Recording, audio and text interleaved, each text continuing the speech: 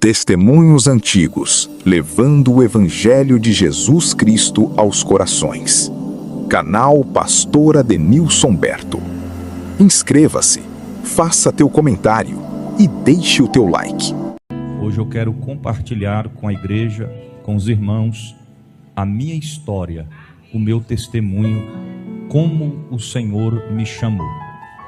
Então vamos ler João capítulo 15, versículo de número 16. Os que encontraram, digam amém. Não me escolhestes vós a mim,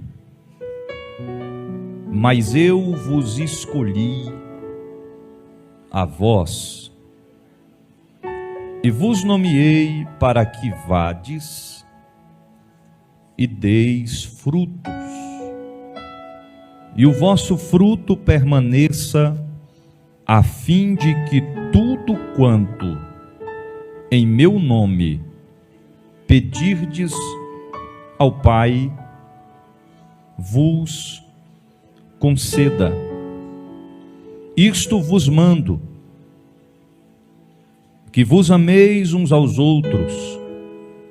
Se o mundo vos aborrece, também sabei que primeiro do que vós, me aborreceu a mim. Se vós fosseis do mundo, o mundo amaria o que era seu. Mas porque não sois do mundo, antes eu vos escolhi do mundo, por isso é que o mundo vos aborrece. Lembrai-vos da palavra que vos disse: não é o servo maior do que o seu senhor. Se a mim me perseguiram, também vos perseguirão a vós. Se guardarem a minha palavra, também guardarão a vossa.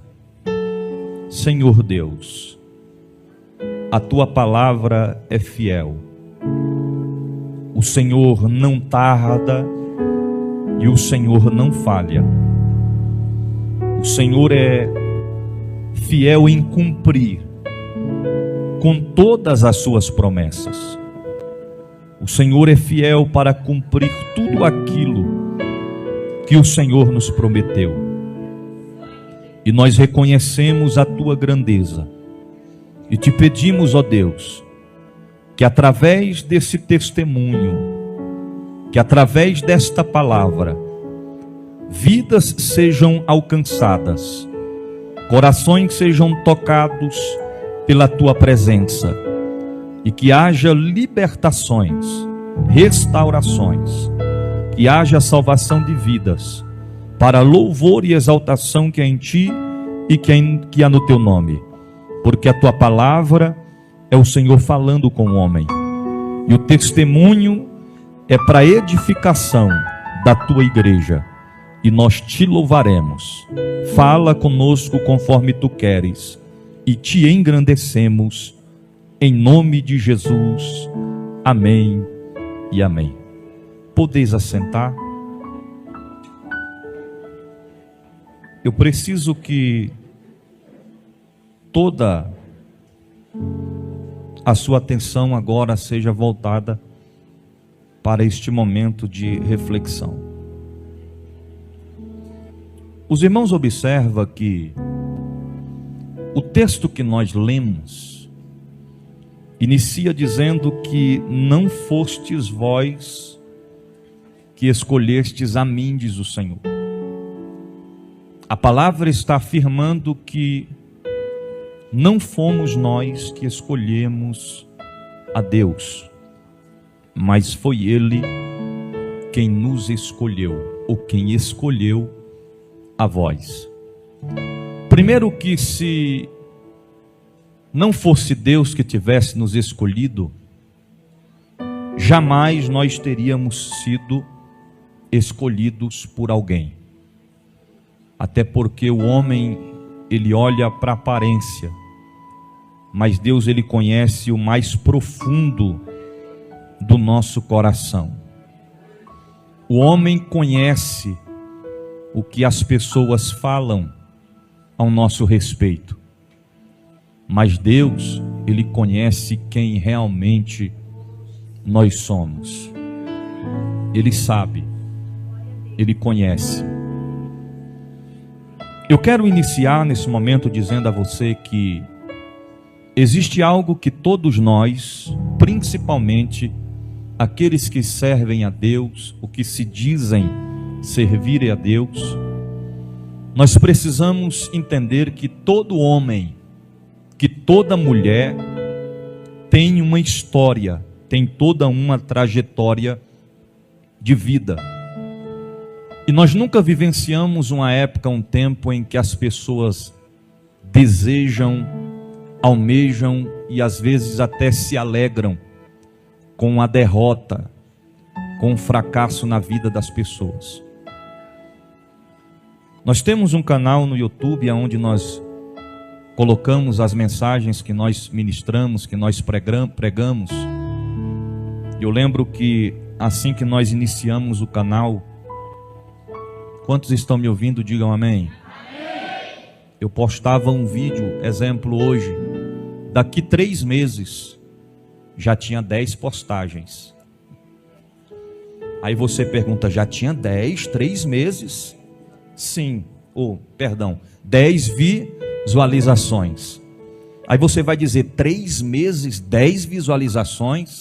Sim, sem falar que das 10, 9, quem visualizou foi eu. Até que chegou num tempo que eu falei assim para a bispa, eu falei, quer saber do negócio? Não vou mexer com isso não. E a gente temos o propósito de pregar o evangelho, de aproveitar a ferramenta que Deus proporcionou a nós, chamada internet, mas o negócio não dá resultado, as pessoas não querem assistir. Em contrapartida, eu vi uma pessoa postar um vídeo, olha aqui para mim, de um pastor que havia pecado, que havia caído, que havia cometido um ato, um delito, um pecado terrível diante de Deus e dos homens. Menos de 24 horas, quase 100 mil visualizações. Ou seja, as pessoas elas focam muito. As pessoas focam muito nos erros, nas falhas das pessoas. E se esquecem de que aquelas pessoas têm uma história, têm uma trajetória. Elas deixaram um legado na terra. Certa feita, Paulo, escrevendo a Tito, ele disse que nenhum homem que vivenciou nesta terra teve uma vida somente de perfeição, que não existia um homem que jamais havia errado. Eu quero que você entenda que, independente de quem seja o homem e a mulher de Deus, todos temos uma história. Você vai entender o que Deus está querendo falar conosco nessa noite. Porque muitas das vezes as pessoas têm um ditado popular que diz que pensam que as pessoas caem de paraquedas. Já ouviu falar isso? Ou seja, pensa que a pessoa, do nada ela começou, ela está ali, mas não sabe o que a pessoa enfrentou para chegar aonde ela está. Então eu já quero iniciar te convidando a ser profeta de Deus e diga para quem está perto de você, nós precisamos respeitar a história do nosso irmão e da nossa irmã. Olha aqui para mim. Há 36 anos atrás, eu nasci em um berço cristão, filho de pastor. Eu fui o 4º componente da família, do casal a nascer.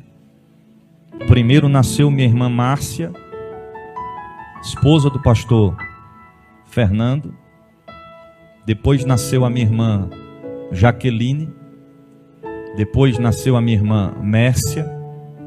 E aí meu pai, por muito perseverar, ansiava ter um filho homem, nasceu Joabe de Melo. Nós crescemos, irmãos, dentro da igreja. Eu fui um garoto que com cerca de 8, 9 anos de idade, quando meu pai ia pregar fora, eu acompanhava ele, e quando era para vigílias, eu ficava dentro do carro.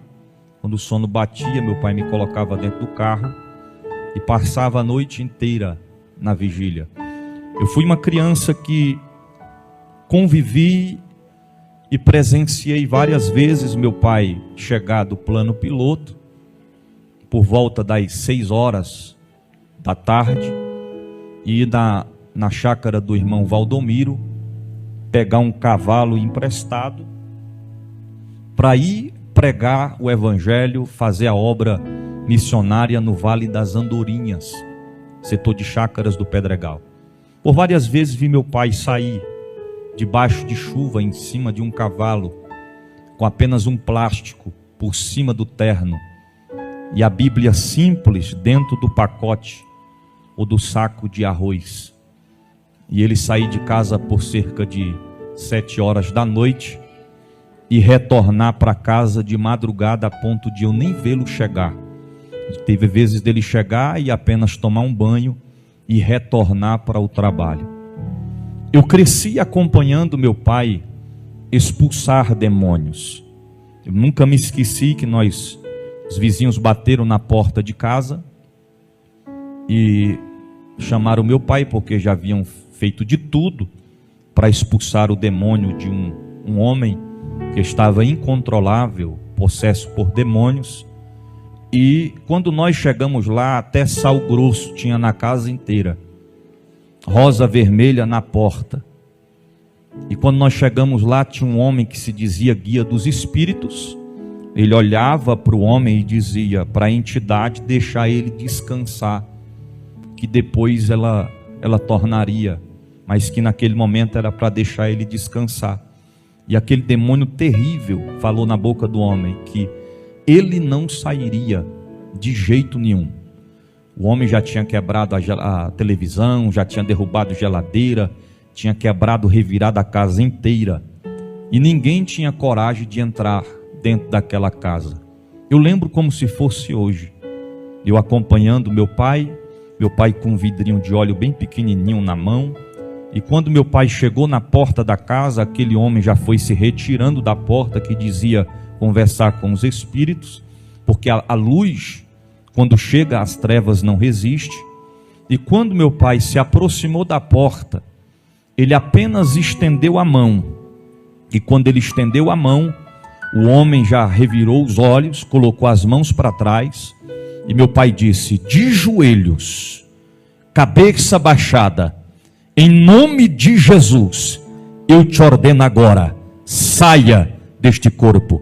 O homem se colocou de joelhos, com as mãos para trás, deu um grito, e aquele demônio, aquelas legiões, imediatamente se retiraram do corpo daquele homem. Ele começou a chorar, abraçou o meu pai, e logo em seguida, meu pai fez o apelo a ele, e ele entregou a sua vida a Cristo Jesus. Nós crescemos, nós acompanhamos a trajetória do que é ser um pastor, do que é ser um homem de Deus que dedicou, que empenhou a sua vida em prol do reino de Deus. Eu acompanhei e lembro como se fosse hoje, quando um dia meu pai se despediu da minha mãe no seu chevetinho antigo, nem lembro o ano, sozinho, colocou algumas roupas dentro do carro e ele estava indo para Passos de Minas, dar início a um trabalho missionário, que hoje, para a glória de Deus, tem uma sede regional e várias congregações ali. Meu pai ia se encontrar com o pastor Maurílio, que residia na cidade de Passos de Minas, e na trajetória daqui para lá, furou os 4 pneus do carro. Quando ele, não foi os 4 de uma vez, viu, irmão? Furou um, foi lá, colocou step, mas na frente furou outro, alguém socorreu ele. Eu sei que o dono da borracharia ficou com tanta pena dele, que nem cobrou dele os pneus. Aonde ele parava, alguém ia ajudando. No retorno de lá para cá, o Chevette fundiu o motor. Pensa numa prova que meu pai passava. Eu acompanhava tudo. Eu via de perto o que era a vida de um homem e de uma mulher de Deus. Meus pais se empenharam em fazer a obra do Senhor Jesus. Os tempos foram se passando, e quando eu completei os meus 13, entre 12 para 13 anos de idade, eu comecei a despertar uma curiosidade dentro de mim. Quando eu saía na porta da minha casa e eu observava aquela galera, olha aqui, irmãos, aquele grupo de homens que tinham costume de se drogar, que tinham costume de andar armado.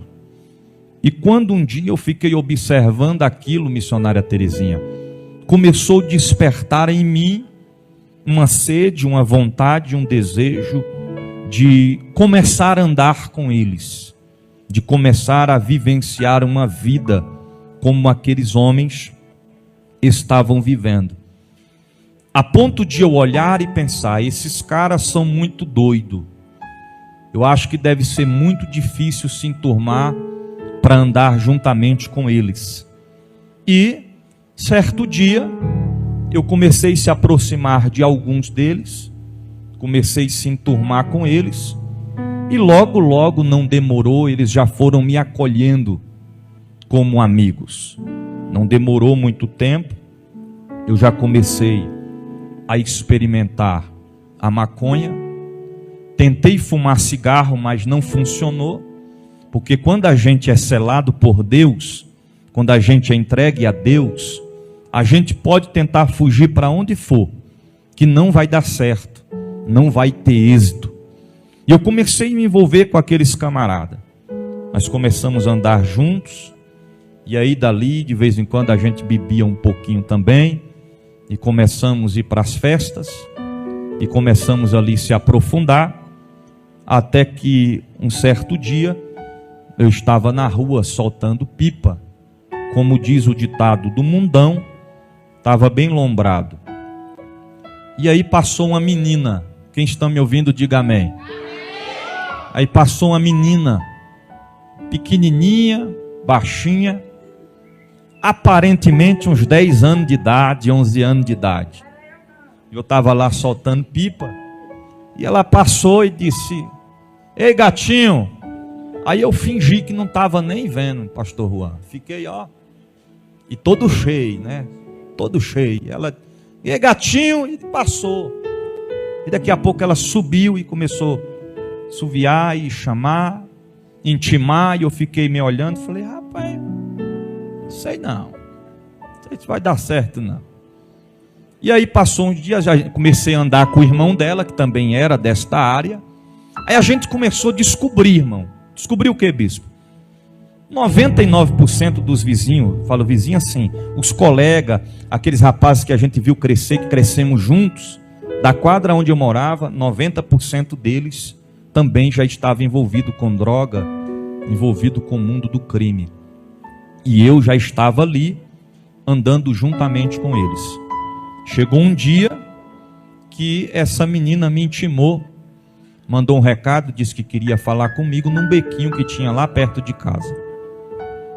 E aí, pensei, não estou fazendo nada, vou ver o que dá. Né?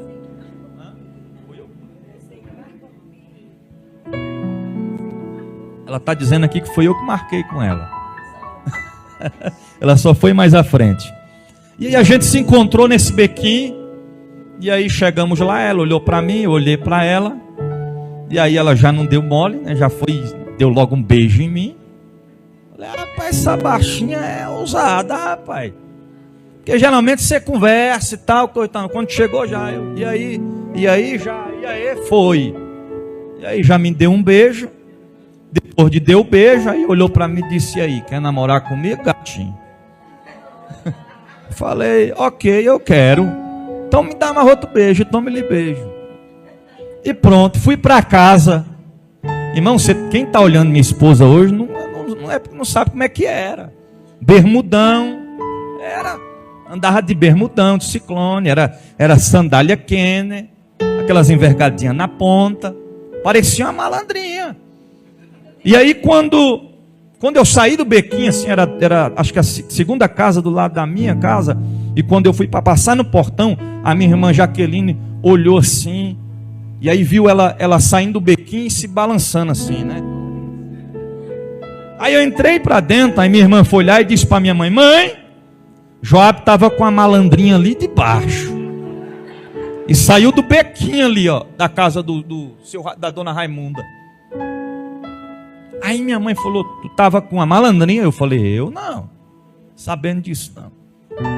Os tempos foram se passando, a gente começou a namorar, começamos a compartilhar vários momentos. E, irmãos, eu fui me aprofundando no negócio com os camaradas.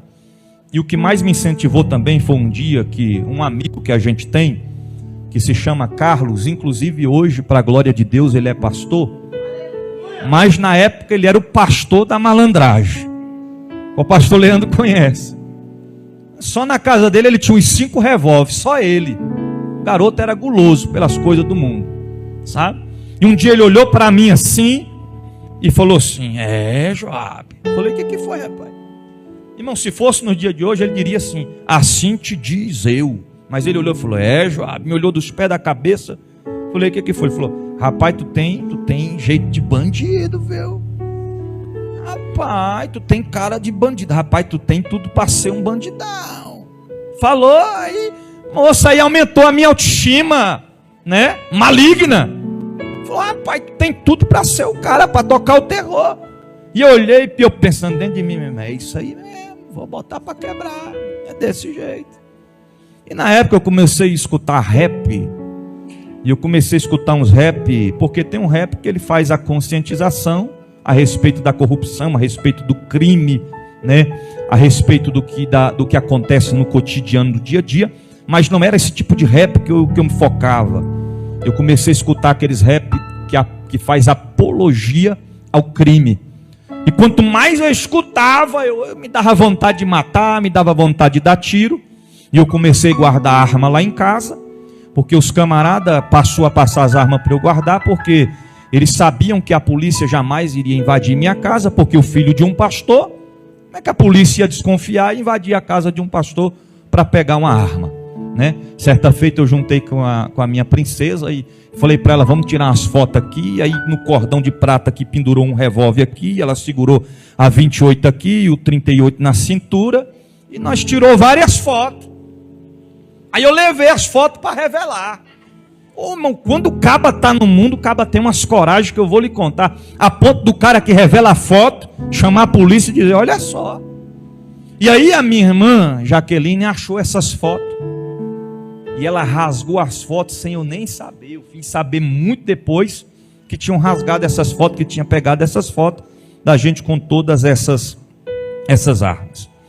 Quando eu ia para os conhecidos frevo, né? Era onde rolava droga, bebida. A única pessoa que tinha coragem de me buscar até mesmo na bocada, eu falo bocada porque aonde eu andava, com quem eu andava, algumas casas que eu andava, era de amigos que vendia, que traficava. E a única pessoa que tinha coragem de me buscar nestes lugares era a minha irmã Jaqueline.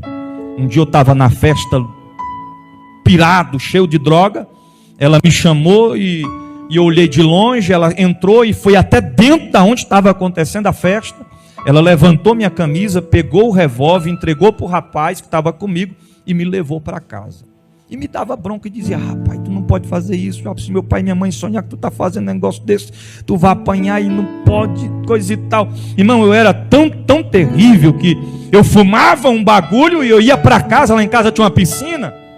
E meu pai não sabia que eu estava fumando droga. Minha mãe não sabia. E a gente o camarada ficava com os olhos tão vermelhos, baixinho, na brisa, como se diz. E quando estava chegando o horário do meu pai chegar do culto, eu pegava e dava um pulo dentro da piscina. E aí quando meu pai chegava, eu estava banhando, aí meu pai olhava e disse: menino, esses olhos vermelhos, pai, o cloro está forte demais nessa piscina. Para disfarçar, para enganar.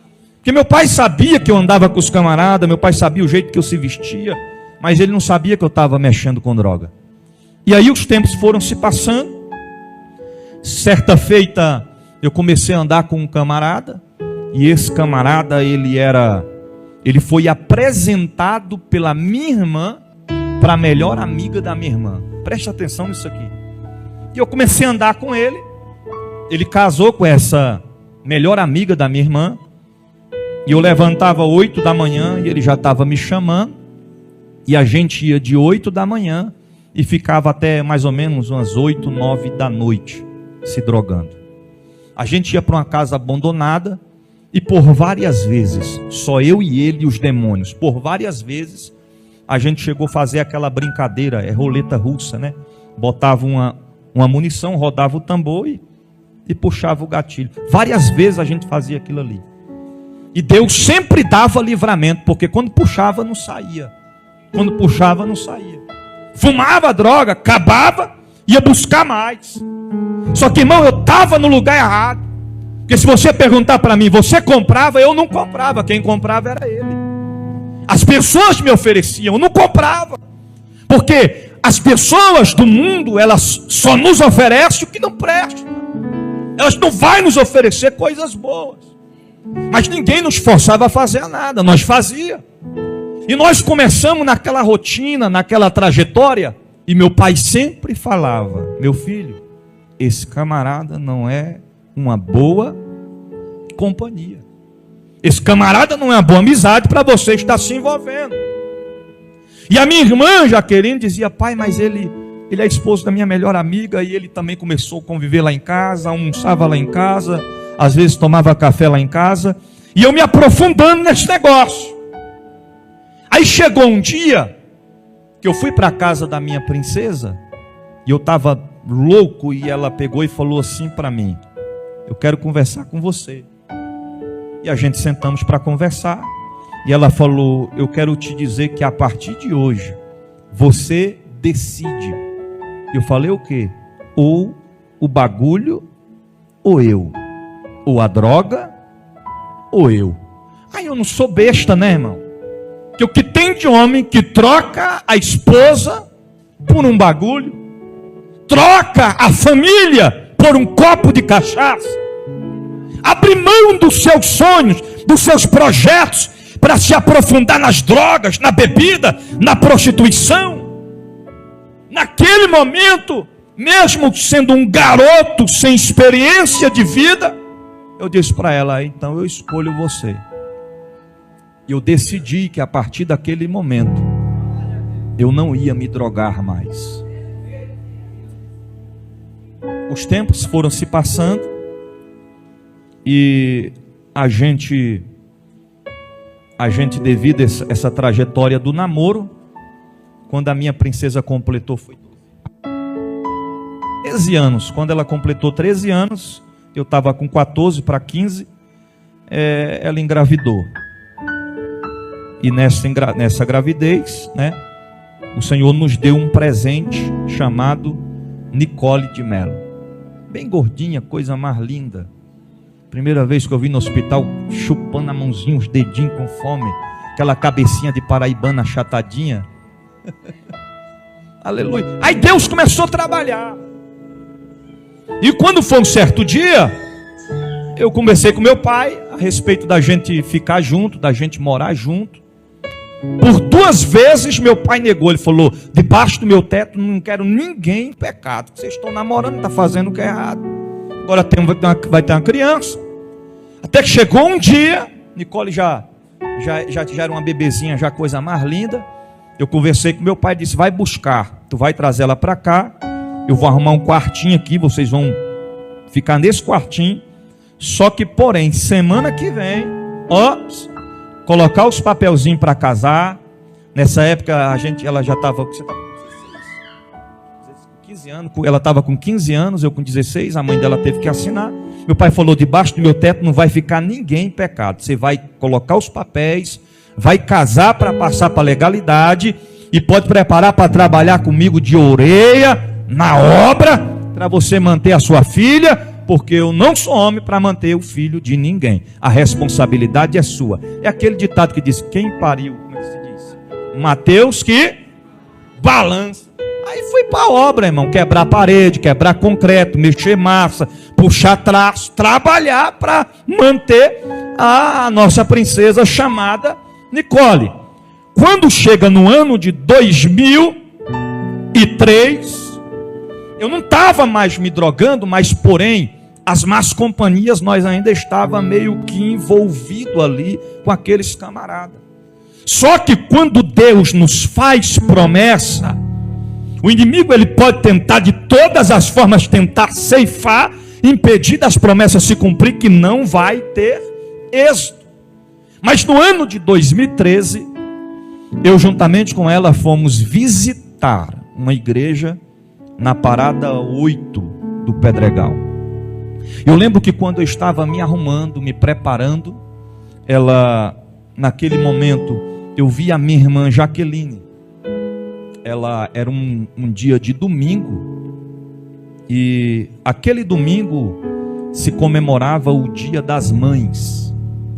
E de repente o telefone tocou. E aí quando ela atendeu o telefone, um pouco nervosa, ela disse: tá bom, tá, eu vou, já chega aí. E minha mãe perguntou: quem era Jaqueline? Ela disse: é fulano de tal. Era o camarada que andava comigo e era esposo da melhor amiga dela. Quantos estão me ouvindo? Diga amém. Era domingo do dia das mães. No próximo sábado, no sábado vindouro, a minha irmã estava com o casamento marcado. Ela já tinha a casa toda mobiliada, tudo pronto, tudo arrumadinho, esperando chegar o dia do casamento. E este camarada que telefonou para ela, que era esposo da melhor amiga dela, havia se apaixonado pela minha irmã. E ninguém sabia, nem eu sabia. E naquele dia ele tinha ido em um bar se embriagar, e ele foi em 3 bocadas, porque eu fiquei sabendo depois. Comprou muita droga para se drogar, e ele disse na porta do bar: se a filha do pastor não for minha, ela não vai ser de mais ninguém. E ele disse: o casamento está chegando, mas não vai acontecer, porque se ela não for minha, ela não vai ser de mais ninguém. Aí ele montou um esquema, uma estratégia. Ele telefonou na minha casa e pediu minha irmã para ir com ele em uma casa de uma mulher que vendia cestas, essas cestas que fazem para o Dia das Mães. Ele disse: eu queria que você fosse comigo na casa de fulano de tal, para você me ajudar a escolher uma cesta bem linda para me dar de presente para minha esposa. E como você é mulher, tem mais conhecimento do que eu, você me acompanha. E ali ela disse: sim, eu vou. E ela falou para minha mãe, eu vi na hora ela dizendo: mãe, eu vou ter que ir lá, porque fulano me chamou para me ajudar ele a escolher uma cesta do Dia das Mães para a esposa dele. Enquanto eu estava me arrumando para sair, para visitar a igreja, onde eu disse aos irmãos, na parada 8, eu vi quando o portão se abriu, e eu vi a minha irmã saindo em direção ao portão. Ali foi a última vez que eu vi a minha irmã com vida. Quando o portão se fechou, eu entrei para dentro, terminei de se arrumar. A gente subimos a pé para a parada 8. Participamos daquele culto. Eu ainda não estava firmado, só uma visita. Quando deu mais ou menos umas 21 horas, o culto acho que nem tinha terminado direito, não me lembro bem, mas terminou, né? A gente saímos da igreja, vem minha sogra correndo no meio da rua, desesperada. E quando ela se aproxima, ela disse: Joab, meu Deus do céu. Eu disse: o que foi? Aconteceu uma tragédia. Eu falei: o que foi? Mataram sua irmã. Irmãos, quando eu ouvi aquilo, minhas pernas ficou bamba, meu coração acelerou. Eu não queria acreditar, não estava acreditando ainda. A gente começou a apressar, aumentar os passos em direção à casa, e parece que quanto mais perto de casa se aproximava, mais o coração ficava apertado. mais acelerava os batimentos cardíacos e eu fiquei preocupado. E quando eu fui se aproximando de casa, na parada 12 do Pedregal, lá tem uma descida, uma ladeira. Quando eu cheguei de cima, na parte de cima da ladeira, que eu olhei para baixo, para frente da minha casa, eu nunca vi tanto carro naquela rua. Aí eu pensei, alguma coisa realmente aconteceu. Quando eu entrei, que eu cheguei, alguns pastores já vieram, me abraçaram e me levaram para dentro. Pela primeira vez, eu nunca tinha visto, pela primeira vez, eu vi o meu pai chorando como uma criança. E ele me abraçou e disse: meu filho, aquele camarada que eu te disse para não andar com ele tirou a vida da sua irmã. A minha mãe em lágrimas, sendo amparada pelos irmãos da igreja, a família em pranto, em choro. Eu fiquei sem ação naquele momento. A maior preocupação da minha mãe era que eu fosse me vingar. E de notório que o portão não parava de pessoas me chamando, amigos que eram da época da malandragem, oferecendo armas, oferecendo ir atrás dele para matar, para se vingar. O bispo, como isso aconteceu? A minha irmã foi ao encontro dele por volta das 6 horas, 6:30 da tarde. Já estava escurecendo. A mais ou menos 2 ruas acima da casa onde a gente mora. Quando ela chega até aquele lugar e ela se encontra com ele em uma esquina, ele já pega, dá uma gravata nela, sai arrastando ela no meio da rua. Os sandálios ficam no chão, a bolsa fica para trás. E quando chega em uma ladeira, um terreno baldio, eles já começam a entrar em luta corporal. Ele pega ela porque um homem com uma estrutura física não consegue, uma mulher vencê-lo.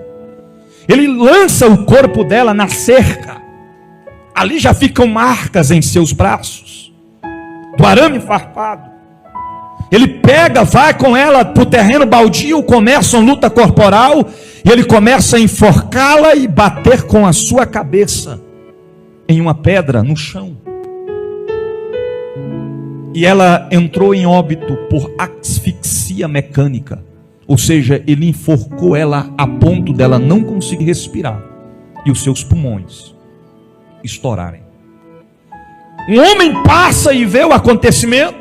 Ele olha para o homem e diz: não se mete, porque em briga de marido e mulher o homem não se mete. O homem pensava que era briga de marido e mulher, mas não era. Ele disse isso para tentar se defender. Quando o homem viu que alguma coisa tinha acontecido de errado, correu em casa para pegar o facão, mas quando chegou lá, ele já tinha fugido.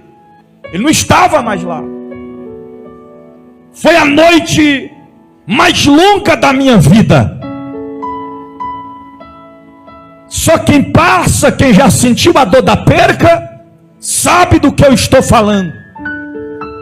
Eu lembrei naquele momento que há tempos atrás eu pensava comigo e dizia: poxa, a minha família tem uma proteção de Deus, porque eu nunca perdi alguém da minha família próximo de mim.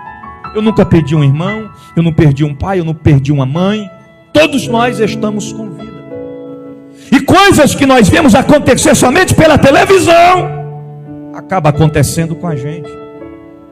E a gente não pensa que isso pode acontecer, porque todos nós estamos sujeitos a passar por isso. Foi uma noite inteira acordado, a ponto de chorar e não ter mais lágrimas quando o dia amanhecer. É um caminho sem volta. É onde você diz: será que eu estou sonhando? Será que isso realmente está acontecendo comigo? E quando chega o momento de nós ir para o cemitério do Gama, para o sepultamento, a gente, ao chegar ali no cemitério, ficamos de frente à capela, acho que de número 2, e eu e a minha esposa do meu lado. Eu olhei para dentro da capela, tinha 2 coroas de flores em memória. De frente à capela, já bem próximo assim, dava para ver aonde estava a cova. Era bem próximo. E quando o carro da funerária chegou, da Bom Pastor, uma Santana, é Santana quanto, né? Que se diz? Aquele carro foi se aproximando, o coração foi apertando cada vez mais. Os pastores se aproximaram. Um pega numa alça, o outro pega na outra. E eles começaram a tirar o caixão de dentro daquele carro. É um dos momentos terríveis que eu não desejo para ninguém passar. Mas foi da hora que o caixão saiu de dentro do carro, que eu escutei uma voz suave, uma voz incomparável a qualquer voz que você já ouviu na terra e que você pode imaginar na lógica humana. E aquela voz falou assim no meu ouvido: meu filho. Eu olhei, pensei que era alguém que estava falando, mas a voz era incomparável. Eu disse: isso não é voz de uma pessoa normal. Será que eu estou ficando louco? E ele disse novamente: meu filho, olha para trás. E quando eu me virei, eu olhei e visualizei aquelas coroas de flor em memória. E ele disse: agora, meu filho, olha lá na frente. E ele me focou na onde estava a cova. E ele falou: está vendo aquela cova, meu filho? E eu balancei a cabeça confirmando. E ele disse: meu filho, olha o caixão. E o caixão foi passando na minha frente. E ele disse: está vendo o caixão? E eu disse: sim. Ele falou: meu filho, aquelas coroas de flor em memória, aquela cova que está lá na frente, esse caixão não era para ela, era para você. Porém tu não estavas preparado, tu não estavas pronto. Colhi a minha flor do meu jardim para poupar a tua alma. A partir de hoje tu nunca mais será o mesmo. Eu farei de ti um pregador, um pastor de ovelhas. Arabau, Elefa, Eremi, Churiau, Erebegá, Chondelais. Quando o Senhor falou isso comigo, veio um filme na minha mente. Eu comecei a lembrar das vezes que ela entrou na boca de fumo para me buscar. Eu lembrei das vezes que ela entrou dentro dos frevos e me arrancou de lá e tirou a arma da minha cintura e me levou para casa. Veio um filme na minha mente, eu lembrei dela 2 dias antes, em casa, louvando, adorando a Deus, porque era regente e líder do ministério de jovens da igreja a qual ela congregava. Ela estava na melhor fase espiritual de sua vida. Ela estava na melhor fase que uma mulher pode ter de intimidade, de comunhão para com Deus, porque Deus sabe trabalhar.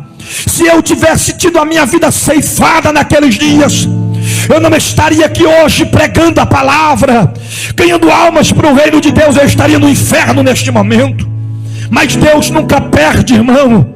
É por isso que às vezes nós não entendemos. Nós olhamos e dizemos: Senhor, eu não entendo o teu propósito, eu não entendo o teu objetivo, eu não entendo o teu querer, porque tantas pessoas perversas neste mundo, e o Senhor não permite que são ceifadas, e pessoas boas, pessoas honestas, que servem a Deus, que têm uma vida de retidão, o Senhor colhe.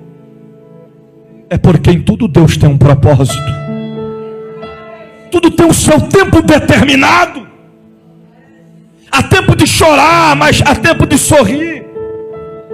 Josué capítulo 21, versículo 45 diz: de todas as boas promessas do Senhor à nação de Israel, nenhuma delas falhou, todas se cumpriram. Eu tinha uma promessa sobre a minha vida, mas o diabo não estava satisfeito com isso. Ele não estava feliz com isso. Quando eu vi o corpo da minha irmã dentro daquele caixão, A minha vontade era tirar ela dali e entrar dentro, porque não era ela para estar, era eu que era para estar ali. Foi por isso, irmão, que Deus certa feita olhou para a terra e viu um povo pecador, imperfeito, que não merecia a misericórdia, que não merecia o perdão de Deus, mas Ele enviou o seu único filho, o seu filho unigênito, para morrer por mim e por você, pecadores, para que eu e você tivesse o direito à vida eterna. A salvação não é por merecimento, a salvação é pela graça, é um dom de Deus para a nossa vida.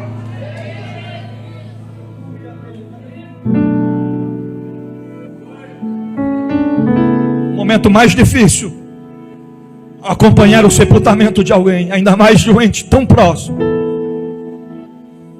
é quando você vê o caixão descendo.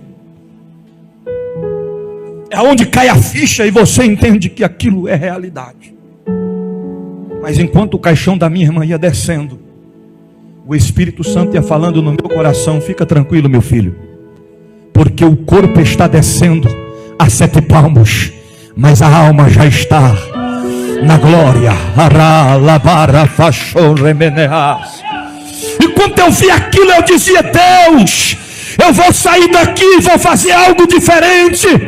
Deus, eu vou atender o teu chamado, eu vou me empenhar, eu vou me entregar a ti de corpo, alma e espírito. E quando foi no primeiro domingo após o sepultamento da minha irmã, eu fui para a igreja, sentei lá atrás, e quando o pastor fez o apelo, eu fui o primeiro a levantar as minhas mãos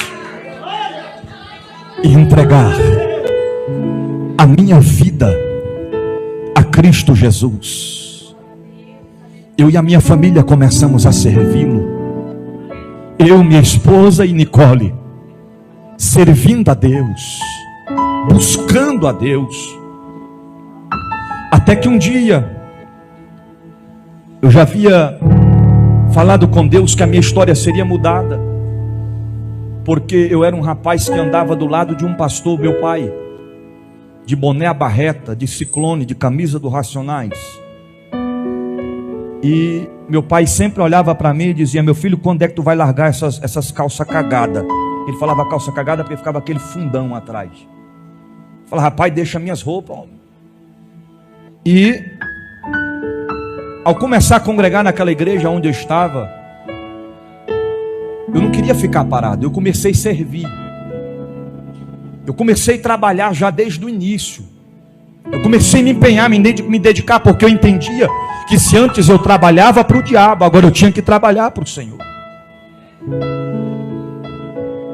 E quando foi um dia, já depois de um bom tempo, pastor Divino Rabelo chegou para o meu pai e disse: pastor José Renato, eu vejo que o Joab está desempenhando sim de uma forma maravilhosa e eu quero indicá-lo a ser separado ao diaconato. Meu pai disse: pode separar, eu garanto. O garoto é um homem de Deus, está firmado em Cristo. E depois daqueles dias eu já comecei portaria, servir. E lá era assim, os obreiros de presbítero, a pastor, sentava assim nessa parte de cá. Na lateral sentavam os auxiliares e os diáconos. E eu estava sentado lá, e um dia veio um pregador pregar. E quando ele pegou o microfone para pregar, eu levantei de lá e coloquei água no copo, e fui lá e coloquei o copo do lado dele e disse: meu pastor, a água está aqui. Naquele momento que eu coloquei a água, vem cá, pastor Leandro, rapidinho.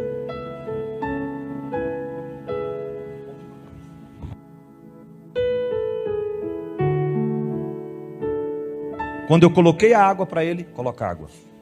Tipifica eu. Você tipifica eu, aqui é o pastor. Vem. Coloquei a água para ele, ele fez assim comigo, irmãos, ó. Mateus 10, 42.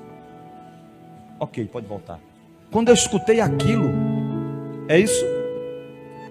Quando eu escutei aquilo, Eu voltei, sentei, mas eu fiquei tão assustado, que nunca ninguém tinha me dito aquilo, ainda mais daquela forma, que eu fiquei pensando, será que esse caba está querendo dizer que eu fiz alguma coisa errada, moço?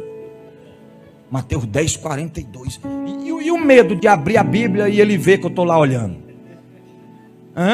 Era ele pregando e eu olhando para ele, esperando uma oportunidade que ele se virasse, pastor Francisco, para me olhar rapidinho.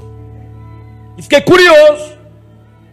Quando terminou o culto, aí eu peguei a Bíblia e abri e fui ler o que dizia. Aí estava escrito assim: e qualquer que tiver dado só que seja um copo de água fria a um destes pequenos, em nome de discípulo, em verdade vos digo que de modo algum perderá o seu galardão. Pegou? Quando eu vi aquilo ali, eu disse: opa, a partir de hoje, todos galardão é meu. Então quando o pastor falava, irmãos, vamos ficar de pé, eu já estava lá, com um copo de água do pregador, e eu já estava lá, quer água? Quer água? Quer água? Quer água? Quer água, pastor? Quer água? Alguém quer água? Quando o pregador estava acabando a água, eu já estava lá, reabastecendo. Porque eu entendi que se antes eu trabalhava para o diabo, agora eu tinha que muito mais me empenhar a trabalhar para o Senhor. Aí eu comecei a ter um desejo dentro de mim, eu queria ser cheio do Espírito Santo, porque ainda não tinha recebido os mistérios do Espírito Santo. E um dia foi um pregador pregar lá, tocha, o caba é tocha, pastor Alexander, acho que é Alexander. Toda vez que ele pregava lá era um avivamento na igreja, era um poder, uma glória. E naquele dia a unção de Deus caiu na igreja. Foi depois, foi no dia que eu fui batizado com o Espírito Santo. Aí ele falou assim: quem quer ser batizado com o Espírito Santo vem na frente. Eu já fui correndo. E aí os outros chegou, ficou todo mundo perto, e ele disse: fecha os olhos e vai dizendo. Essa é das antigas, né? Hoje em dia não fazem mais isso, né? Mas antigamente era assim: vem para frente, fecha os olhos e diga glória. E os pastores eram exigentes, não era só tu dizer glória. Glória. Não, eu dizia glória, glória, glória, glória, glória, glória, glória, glória, glória. Bora para acelera, glória, glória, glória. Acelera, rapaz, vai, glória, glória. Quando chegava aqui na Rubim Barrichello, aí o fogo pegava. Era assim, se fosse devagarzinho não funcionava, tinha que ser acelerando até pegar fogo. Tá entendendo? E eu comecei, glória, glória, glória, glória, glória, glória, glória, glória. Irmão, quanto mais glória eu dava, começou a pegar um fogo nos meus pés, foi subindo, glória, glória, glória, glória. Quando eu pensei que não, ele foi lá embaixo, me pegou pelo braço e me levou lá para cima. E eu estava lá em cima, eu pulando, e ele, glória, glória, glória, glória. E eu pulando, irmão, eu deixei que eu dei uma sapateada violenta lá em cima, e eu peguei, eu caí, e bati minha costela num retorno desse aqui, ó. Eu caí assim, que foi, pá! Isso aqui pegou no retorno, que na hora eu senti assim, 3 costelas e para dentro. Do jeito que eu caí, eu fiquei. Porque quem pensa, irmão, olha, quem pensa que quem está no mistério fica inconsciente, está enganado. Com o Espírito Santo você está consciente de tudo. Você pode rodar a igreja todinha com o olho fechado, mas você sabe o que está acontecendo. Você sabe que o poder de Deus está te envolvendo, está te movimentando para lá e para cá. Quem não vê nada, se dizer, eu estava tão cheio do poder que eu não vi nada. Tá? Esse é demônio, porque demônio é que deixa inconsciente. Você fica consciente sim. E quando eu caí, eu senti assim, as costelas aí para dentro. Eu fiquei tão quietinho e um medo de se mexer. Que chega, esquentou na hora assim. E eu disse, meu Deus do céu, primeira vez no manto, já quebro 3 costelas. Até que naquele momento, um obreiro tentou me levantar. Foi para mexer comigo, ele disse, não mexa nele. Deixa ele aí. Eu, maravilha. Pelo menos alguém para me socorrer. Ele falou, eu vou orar. E o Espírito Santo vai colocar tudo no lugar da onde foi tirado. E quando ele terminou, no meio daquela oração, eu senti, irmão, com os olhos fechados, uma luz se aproximando de mim. E uma mão me pegou assim por baixo. A mão entrou dentro de mim e fez assim. Eu senti assim os ossos voltando para o lugar. Quando eu levantei, que eu passei a mão, já estava zerado. Aleluia, aleluia. Só que naquele dia, eu entrei no manto, eu rodei, eu senti o poder, mas eu ainda não tinha falado em línguas isso. Aí eu falei, agora eu quero, porque a presença de Deus é assim. Se você começou a buscar, você começou a receber, quanto mais você recebe, quanto mais você sente, mais você quer. Só que para você sentir, você tem que matar a carne e tem que fortalecer o Espírito. Não pense que você vai, Senhor, eu quero ser cheio do poder nesse culto. Aí você pega e come 3 hambúrgueres e vem para o culto. Irmão, você tem que matar a carne. É jejum, é oração, é se entregar a Cristo, é se ofertar a Ele, é mortificar a carne para fortalecer o Espírito. Aí eu peguei, cheguei para o pastor e disse, pastor, eu quero entrar num propósito de oração na igreja, e eu queria que o senhor me autorizasse eu ficar com a chave da igreja, eu pegar a chave aí e ficar comigo, e de manhã eu abrir quando a gente sair e entregar para o irmão que mora nos fundos da igreja, para o pastor que mora nos fundos da igreja. Ele disse, autorizou. Aí eu procurei alguém para somar comigo, e coisa boa é novo convertido. Aí somei com outro novo convertido, de nome Marcos, vizinho meu. Vamos entrar no propósito, Marcos? Ele disse, estamos juntos. Quantos dias? Eu pensei, 5 é pouco, 10 é pouco, 15 é pouco, 20 é pouco, 25 é pouco. Vamos de 30 dias? Para começar, ele disse, vamos de 30 dias. E como é que vai ser? Nós vamos orar de 5 da manhã até 7 horas. 7h30 tinha que estar no serviço, mexendo concreto, carregando tijolo, cimento nas costas. Então bora, só que nós vamos no jejum. E como é que vai ser o jejum? O jejum vai ser de 5 da manhã até 2 horas da tarde. 2 horas a gente entrega o jejum e almoça e continua trabalhando. Aí Marcos ficou meio assim, mas rapaz, não vai dar conta de trabalhar no pesado e tal. Eu falei, rapaz, vamos ver o mistério, não tem que fortalecer o espírito, porque se mesmo que a carne esteja fraca, o espírito garante a responsabilidade, está entendendo? O peso da carga do trabalho.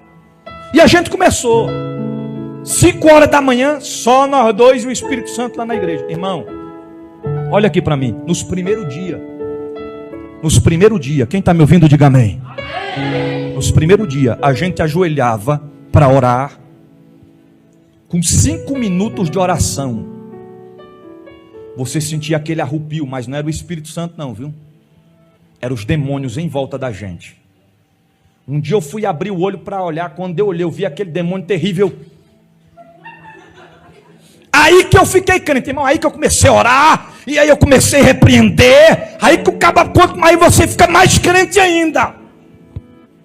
Aí depois daquele dia eu falei, quer saber de uma coisa? Eu não oro mais com o olho fechado, ou com o olho aberto, só com o olho fechado.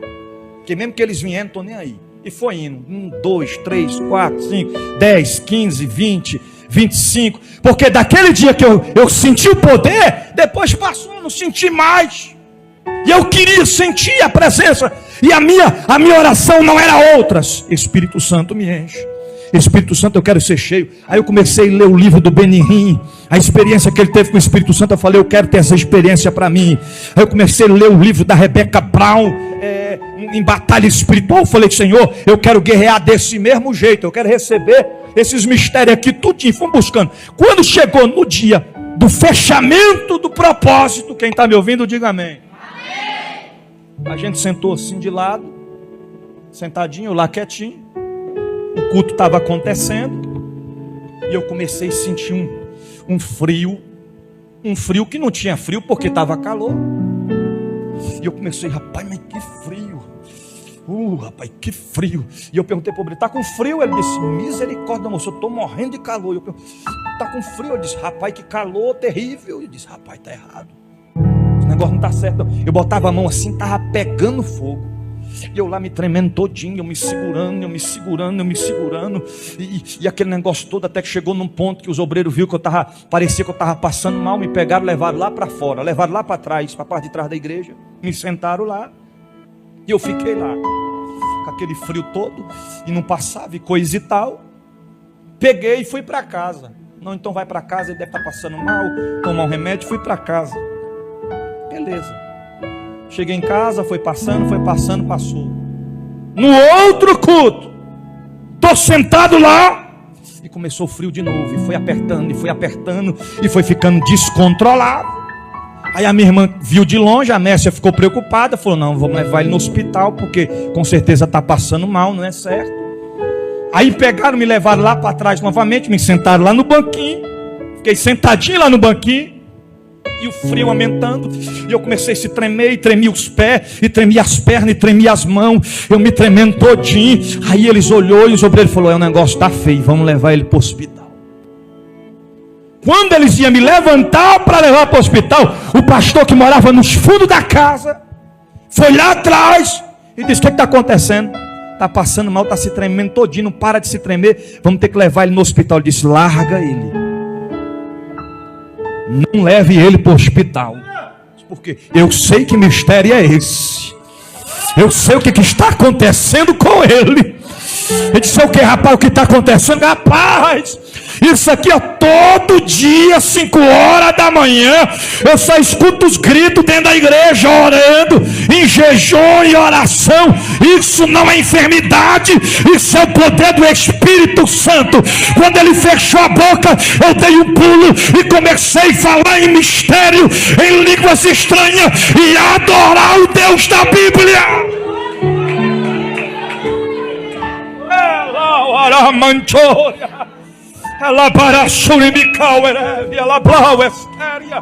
Aí não queria parar mais de falar em mistério. É bom demais falar em mistério. Oh, coisa boa é falar em mistério. E aí terminou e eu fui para casa falando em mistério no meio da rua. E eu cheguei em casa falando em mistério. E eu troquei de roupa falando em mistério. E eu deitei na cama falando em mistério. E a glória foi me envolvendo. Aí deitamos para dormir. Uma coberta, eu disse, amor, põe 2. Ela botou 2. Eu disse, amor, pode ser 3. Ela botou 3. Eu disse, espera aí que não está resolvendo. Vesti umas 4 brusas, uma por cima da outra. Já estava lá 4 cobertas. E eu tremendo, e o frio não passava, E aí mesmo assim me levaram para o hospital, porque não tinha explicação. Era o poder, mas o negócio não passava. O frio estava me tremendo todo. E me levaram lá para o hospital do Gama. Chegamos no hospital do Gama de madrugada. O médico estava no momento de descanso. E aí eu entrei, aí foi rapidinho, fizeram a ficha lá. E eu cheguei lá, o doutor estava com aquela cara desse tamanho, porque a gente acordou ele. E aí eu sentei, e ele olhou para mim. Sentei de frente para ele. Ele olhou para mim e disse, o que tu está sentindo? Eu disse, frio. O que mais? Tremedeira. Aonde? Nas pernas, nos braços, nas mãos, no corpo. O que mais? Estou pegando fogo da cabeça até embaixo. O que mais? Rapaz, o frio não passa, é uma coisa assim. Tem quanto tempo isso? Disse, tem 2 dias. Qual que eu falei para ele? Desde o dia que fechou o propósito. Então tá bom. Vamos fazer o seguinte. Você vai fazer exame de urina, de fezes, de não sei o que, de não sei o que, de não sei o que. Você vai nesse corredor, vai ali, tira o sangue, colhe urina, colhe não sei o que, faz não sei o que, vai colar. E eu peguei o papel e fui. Vou para um lado, vou para o outro, e urina, e sangue, não sei o que. Fiz o exame tudinho. Quase 2 horas esperando o resultado. Até que depois o vigilante foi lá, me chamou e disse, Joab, você quer Joab? Sim, saiu o resultado, tá aqui os resultados e tal, você pode voltar lá na sala do doutor, vou chamá-lo. Fui lá, entrei para a sala do doutor, sentei lá, o doutor olhou para mim, pegou os exames na mão, olhou os exames.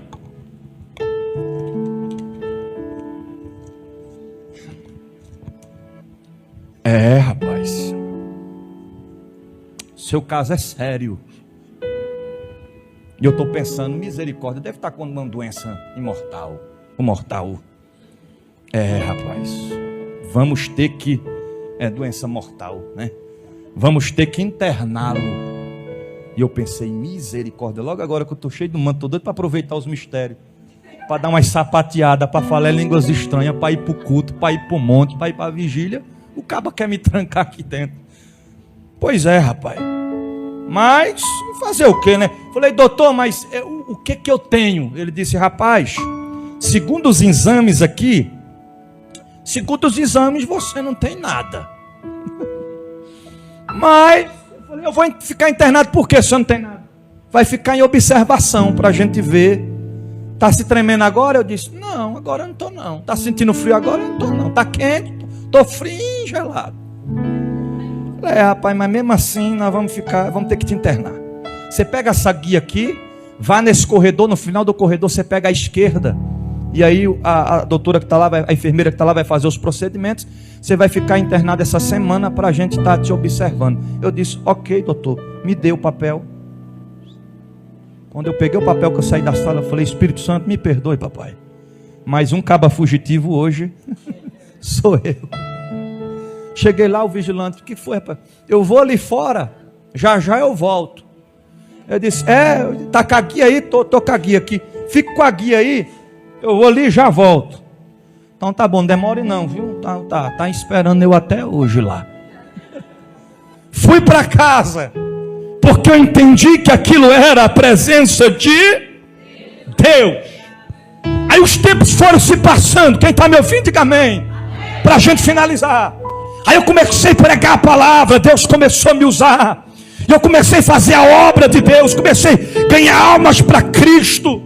Aí eu acho que o diabo olhou e pensou consigo mesmo, eu fiz de tudo para matar esse camarada, não consegui matar ele. Eu fiz de tudo para parar ele, não consegui parar ele. Mas agora eu pego ele. Aí a gente tinha de costume, eu já vou concluir, irmão, 15 minutinhos. A gente tinha de costume, eu e meu pai, ir para a fazenda do pastor Florisvaldo para pescar, lá no Vale das Andorinhas. E naquele dia, era um dia de domingo. Eu falei, rapaz, hoje domingo abençoado. Meu pai falou, vamos para a fazenda pescar? Eu disse, bora, vamos junto. Entramos no meu carro, a gente, no caminho, ligamos para o pastor. E ele disse, olha, eu estou na feira, trabalhando na feira, eu vou chegar em torno de umas 2 horas da tarde. Mas minha esposa está lá, o caseiro está lá. Vocês chegam lá e avisa para ela preparar o almoço, que quando eu chegar eu levo o que está faltando. E aí vocês nesse momento descem para a lagoa para pescar. É o horário que eu vou chegar na hora do almoço, a gente se encontra e almoça junto. Ok. Chegamos lá na fazenda, a irmã nos recebeu muito bem e tal, entregamos, levamos pão para ela e tal, e falamos o que o pastor falou. E aí a gente vamos para a lagoa e a gente volta 2 horas para almoçar junto. Ok. A gente foi para pescar. Pescamos, pegamos com a arnada. Quando deu mais ou menos 1 hora da tarde, a fome bateu. E aí meu pai falou, vamos subir para casa e esperar o pastor lá na casa dele. Eu disse, então bora. Entrei no cadetão, mas meu pai, a gente foi. Quando a gente está se aproximando da casa, aí meu pai desceu, olha para cá, quem está me ouvindo diga amém. Aí meu pai desceu do carro, aí viu um óculos escuro meu que estava assim no painel, pegou o óculos escuro e colocou, ficou todo punk com o óculos escuro. Quando ele desceu do carro, que abriu a porteira, que eu fui passando, aí já veio o camarada com a espingarda de frente a mim. Desce! Pano amarrado na cabeça. O outro já veio armado também. Eu olhando no retrovisor para tentar avisar meu pai de óculos escuros, distraído, todo. Falei, agora o negócio apertou. Eu tentando avisar e o cara, bora, desce do carro. Meu pai fechando a porteira lá. Quando meu pai se virou, o cara, bora, perdeu, coroa, bora os dois, desce do carro. Aí eu desci do carro, a gente desceu, bora lá para dentro da casa. Quando a gente entrou para dentro da casa, a direção da porta da cozinha, eu já pude ver a esposa do pastor Florisvaldo sentada na cadeira, amarrada, chorando e orando. Aí eu pensei, rapaz, não vai prestar. Estão mexendo com os servos de Deus. Meu pai falou: sou pastor, rapaz. Disse, cala a boca. Não perguntei. Bora pra dentro. Aí levaram a gente pro quarto. No outro quarto assim já estava o caseiro, um senhorzinho já de idade, todo amarrado no chão. Já tinha levado uma coça, uma peia, e já estava lá vomitando sangue. E ele mandou a gente entrar para o quarto, disse: deita os dois no chão. Aí eu fui, missionária Terezinha, deitei assim, né? Eu sentei e deitei para cima. Ele falou: rapaz, tu não está entendendo que quem manda aqui somos nós e vocês obedecem? Bora, rapaz, deita! Vira pro chão. Aí eu virei pro chão, meu pai do meu lado, nós dois lá deitados. Eles pegou os fios de energia e amarrou. Colocou assim umas 3 dobras de fio e amarrou. Enquanto eles iam amarrando, eles davam cotovelhada, joelhada, cotovelhada, e foi batendo na gente, amarrando e batendo, amarrando e batendo. Quando terminou de amarrar a gente, eles começaram a revirar a casa e estavam querendo arma, e procurando dinheiro. E um deles começou a bater mais ainda no caseiro, perguntando para o caseiro: bora, você vai morrer se você não falar onde está o dinheiro, você vai morrer. Irmão, o coitado apanhou, que eu pensei que ele não ia escapar. Aí eles voltaram para o quarto e meu pai começou a pregar para eles. E quando meu pai de lá começava a falar: meu filho, Jesus lhe ama, viu? Não faça isso. E ele: cala a boca! Eu olhava para meu pai meio assustado assim, meio que falava assim: pai, fica caladinho. Aí meu pai: meu filho, o Senhor ama vocês, jovens. E aí, irmão, foi aumentando a ira deles. Eles foram ficando mais furiosos ainda. Até que chegou um determinado momento que um deles foi lá na porta e olhou para nós e olhou para o outro e disse assim: essa semana nós já matou uns 3 de tiro, não foi? Aí o outro disse: foi. Vamos matar de faca hoje? Ele disse: então vamos. Aí ele foi lá na cozinha, pegou uma pedra e uma faca de açougueiro desse tamanho, e com nós lá, e ele ficou olhando e amolando a faca. E eu falando com Deus, eu falei: Senhor, a tua palavra diz que o Senhor disse a Abraão: abençoarei os que te abençoarem, mas amaldiçoarei os que te amaldiçoarem. Aquele que tocar no servo do Senhor está tocando em Deus. Então anota aí, Senhor. Já bateram na gente, agora está dizendo que vai matar a gente de faca, anota aí, Senhor. E eu lá quietinho, morrendo de medo, mas estava orando. E o cabo amolando a faca. Aí meu pai começou: Jesus, envia os teus anjos. Aí ele olhou e falou assim: o magrelinho, quem vai sangrar é eu. Aí ele veio de perto, amolando a faca, e disse assim: eu vou arrancar a cabeça dele fora, eu quero degolar, arrancar fora. Aí o outro disse: o gordinho pode deixar comigo. Quem é o gordinho? Meu pai. Deixa que eu vou degolar esse. Aí, irmãos, era domingo, e na terça-feira tinha costume de sair o jornalzinho do Silvio Linhares, era o conhecido jornalzinho do sangue, quem lembra? Aí ele falou assim para nós: hoje é domingo, não tem polícia rurícola, não tem ronda aqui nas chácaras, você está amarrado, a gente vai arrancar a cabeça de vocês dois, e quando for terça-feira, vocês vão sair lá no jornalzinho do Silvio Linhares sem a cabeça. Aí eu falei: Senhor, anota aí. Ele disse que não tem ronda rurícola hoje, mas o Senhor está presente. Anota aí, Senhor. Ele disse que nós vamos sair no jornalzinho sem a cabeça, mas aquilo que desejam para o próximo é o que vão colher. E se eles estão desejando isso para nós, quem vai colher isso são eles. Anota aí, Senhor. Aí meu pai começou: Senhor, envia os teus anjos. Senhor, envia os teus anjos. Senhor, envia os teus anjos. Senhor, envia os... Irmão, eu fui sentindo aquela presença gloriosa chegando, aquela gloriosa poderosa se aproximando. Só que o camarada, ele veio assim, pisou na cabeça do meu pai, a ponto dele desmaiar, e começou a sangrar assim pela lateral no ouvido.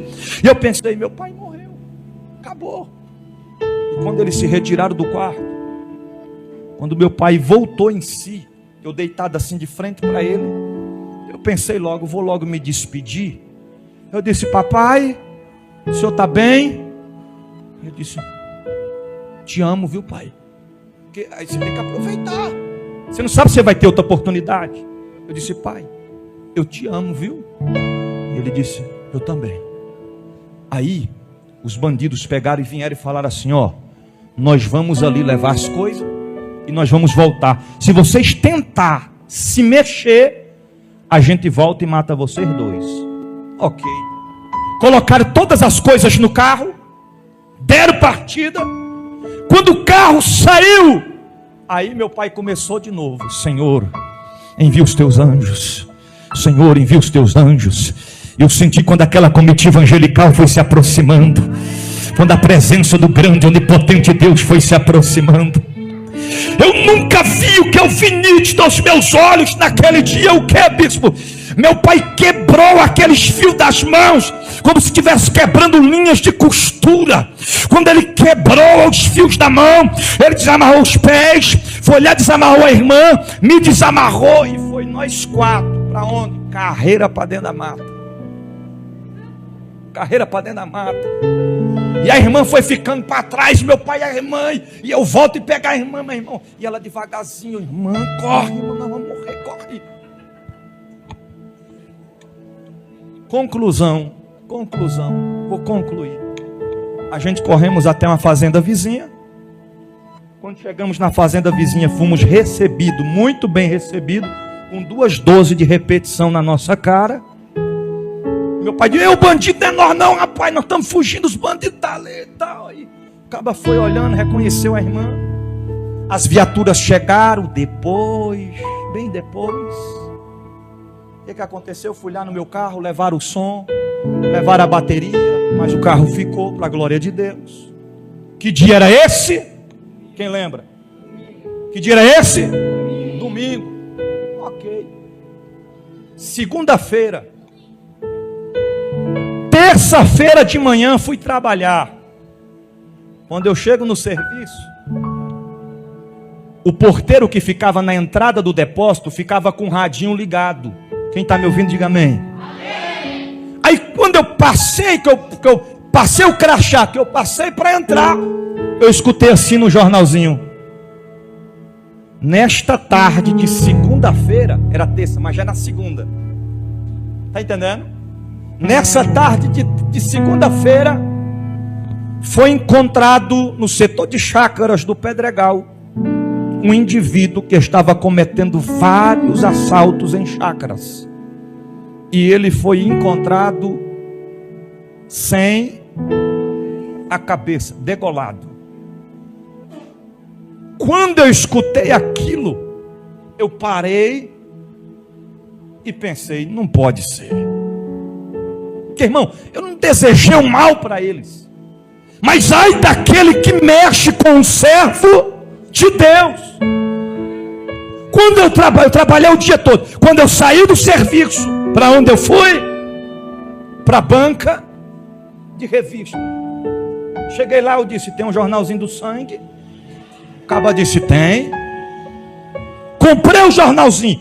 Na primeira folha do jornalzinho, quem estava lá?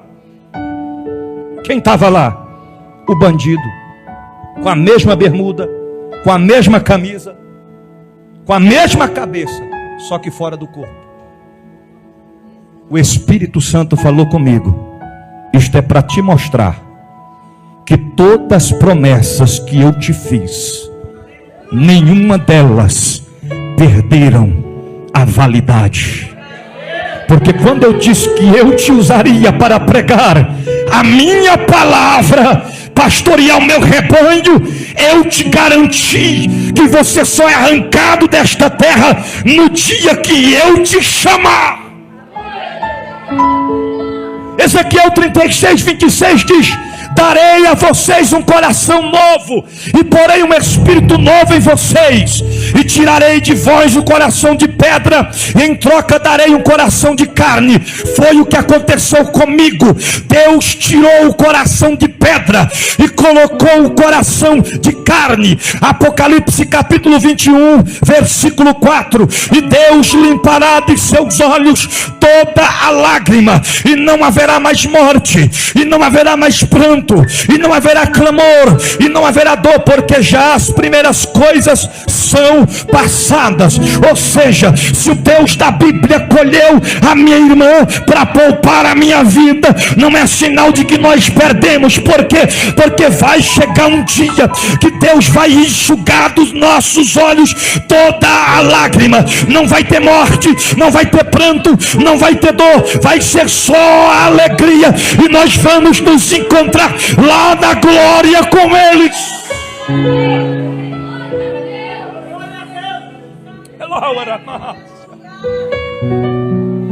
É lindo que nós vamos ver Abraão, nós vamos ver Jacó, nós vamos ver Isaías, nós vamos ver Noé perto, frente a frente, nós vamos ver Paulo, nós vamos ver João, nós vamos ver Estevão, nós vamos ver os grandes homens de Deus segundo a Bíblia, mas mais profunda ainda, nós vamos ver o Senhor face a face.